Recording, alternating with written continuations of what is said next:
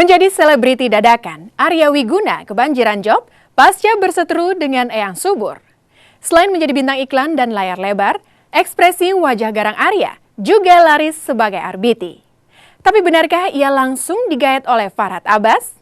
Mengapa ekspresi kemarahan Arya yang dramatis memberi banyak berkah? Tapi apalagi kebiasaan Arya selain mengekspresikan kemarahannya secara meledak-ledak itu?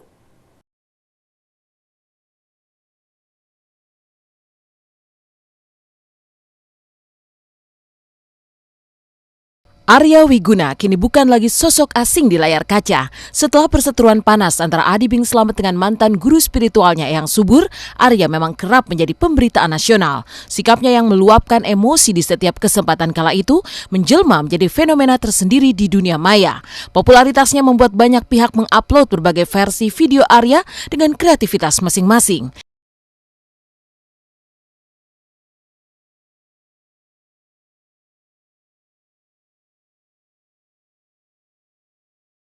Itulah yang kini membuat Arya Wiguna menjadi selebriti dadakan. Lebih dari itu, kasus Eyang Subur juga memberi keberkahan tersendiri bagi dirinya kini. Sebab kini ia banjir job, mulai dari iklan hingga bintang layar lebar. Bahkan ekspresi wajahnya yang berang juga ungkapan kemarahannya dijadikan RBT atau nada sambung pribadi.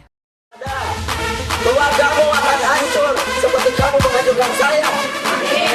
Hartamu akan habis.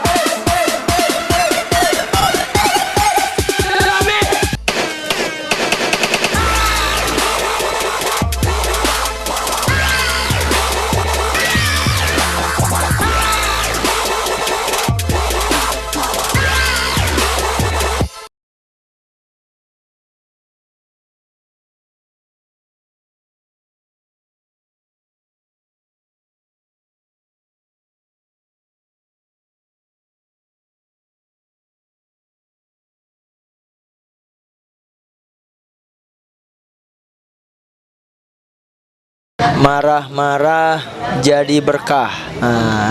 Itu motonya. Ya, masyarakat ada yang bilang di Twitter saya, kata siapa amarah itu jadi musibah katanya. Buktinya di tangan Arya Wiguna, marah-marah malah jadi berkah. Nah, itu tulisan salah satu penggemar di Twitter saya. Ya, alhamdulillah ternyata sesuatu yang negatif itu bisa jadi positif, mungkin tergantung niatnya. Jadi kalau saya melihat, saya dari awal niatnya kan tidak ada niat apa-apa, hanya ingin membela kebenaran, hanya ingin mengungkap kebenaran. Lalu juga untuk kesesatan pengen saya tumpas habis, ya kan, dukun-dukun cabul, dukun sesat gitu ya. Jadi ya mudah-mudahan lah niat saya ini diridhoi oleh Allah. Mudah-mudahan juga atas kejadian itu banyak hikmahnya. Ya, pertama kali saya tahu dari teman saya. Arya, coba lihat tuh di YouTube, teman saya SMS. Lalu begitu saya lihat, ya pertama kali saya langsung ketawa. Saya ngelihat waktu itu di rumah Mas Adi Bing Slamet. Jadi bareng-bareng sama Mas Adi Bing Slamet, sama putra-putranya, sama Bu Subangun, semua pada lihat. Ya, kita tertawa bersama. Ternyata orang Indonesia ini kreatif ya, jago-jago ngedit, jago musik juga. Ya, saya jujur terhibur, jadi nggak tersinggung sama sekali, nggak. Ya, kalau dari semua versi sebenarnya banyak yang tertarik ya, cuma kan beda genre. Jadi kalau ini mah beda tipe ya. Satu sisi ada tipe lawak, kayak misalnya Arya Wiguna Demi Tuhan versi warkop ya, itu kan lucu. Lalu ada yang versi dubbing, ada yang versi remix gitu ya. Jadi kalau dibilang mana yang terbaik bingung juga, karena tergantung versinya gitu. Cuman memang sih kalau dari sisi jenius ya itu, saya makanya selalu bilang Mas Eka Gustiwana ini yang paling jenius nih. Dia sampai membuat musiknya sendiri, kompos sendiri, suara saya dibuat nada. Nah, itu keren banget.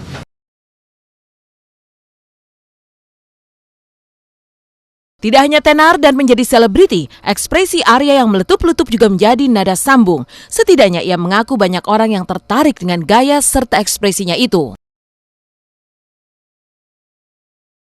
ini RBT sudah ada di 3 provider besar, nantinya akan ada di semua provider. Kalau RBT itu hasilnya nanti, misalnya 3 bulan ke depan, ya berapa bulan ke depan kita kan tidak bisa melihat ini harian atau mingguan, nanti diakumulasi selama. Jadi misalnya nanti pembagian hasil apa 3 bulan sekali atau berapa bulan sekali, seperti itu. Belum, kalau RBT ini jangkanya bukan jangka panjang, jangka menengah.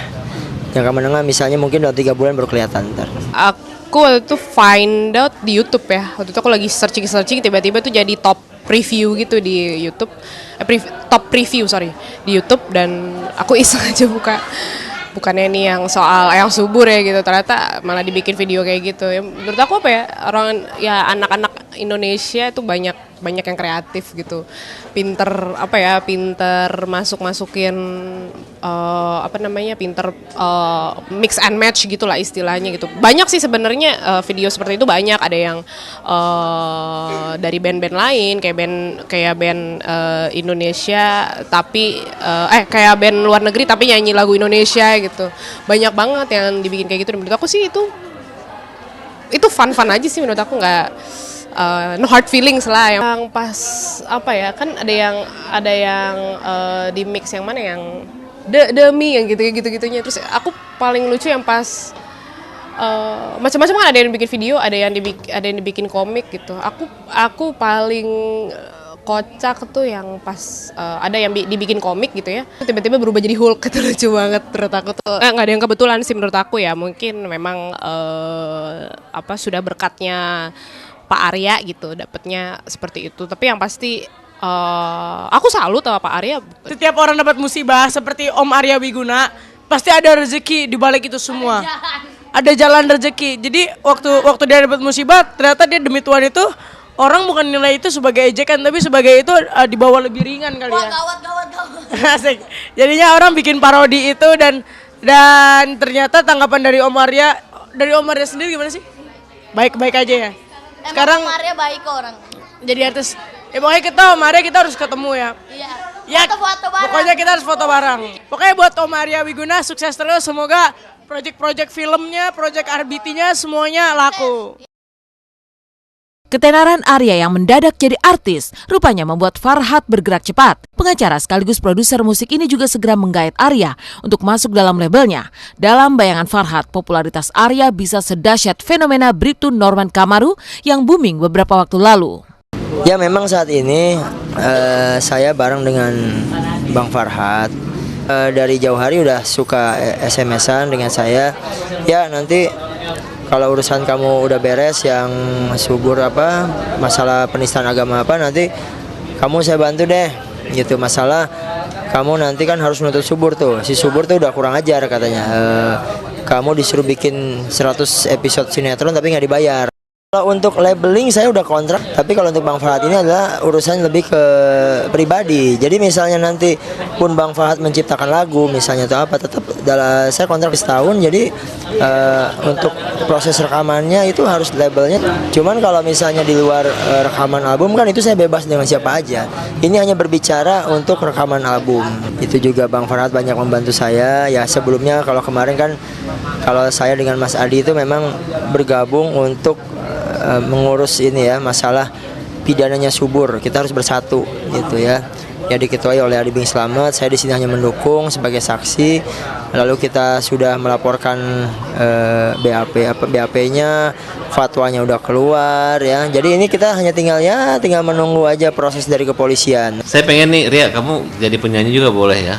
Kemudian lagu-lagunya kan sudah ada nyanyi, dia udah kontak satu single sama perusahaan label lain gitu. Tapi udah deh, saya memperlakukan dia sama waktu saya nangani Rumor dan Norman Kamaru, tapi nggak ada kontrak. Ya saya sarankan lu jangan kayak Norman Kamaru dan jangan kayak Ro Asrija gitu ya. Saya bantu, saya fasilitasi kebutuhan kamu apa. Selama saya masih mampu, saya akan bantu.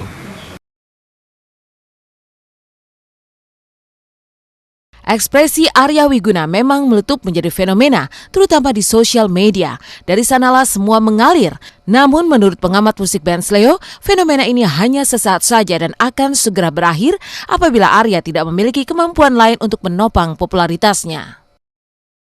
Keluargamu akan hancur seperti kamu menghancurkan saya.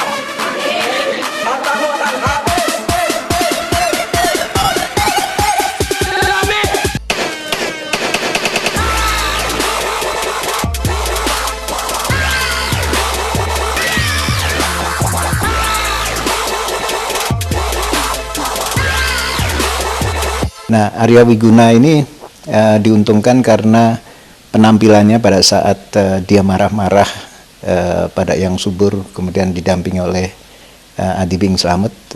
Pada saat itu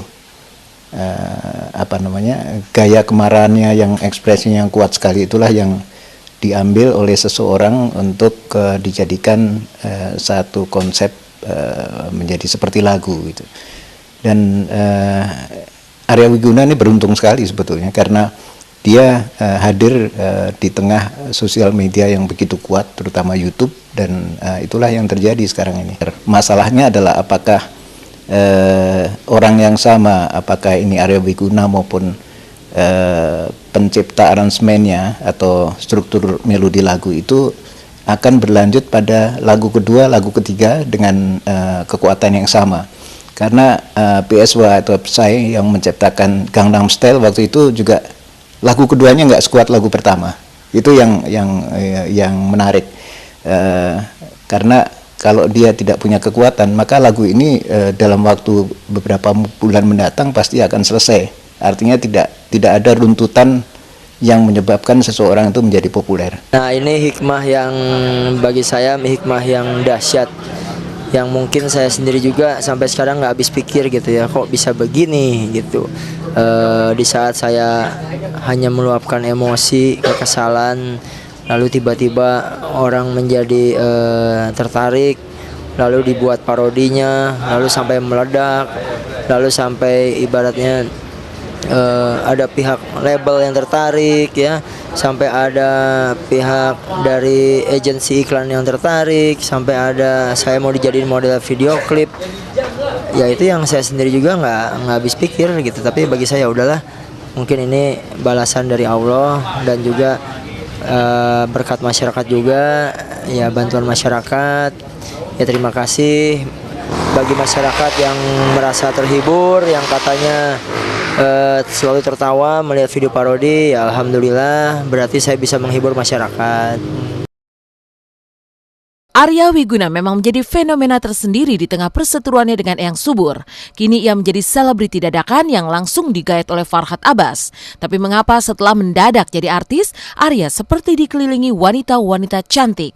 Lalu bagaimana kehidupan Arya yang sesungguhnya pasca rumah tangganya berantakan? Benarkah hidupnya menumpang dari satu rumah ke rumah lain?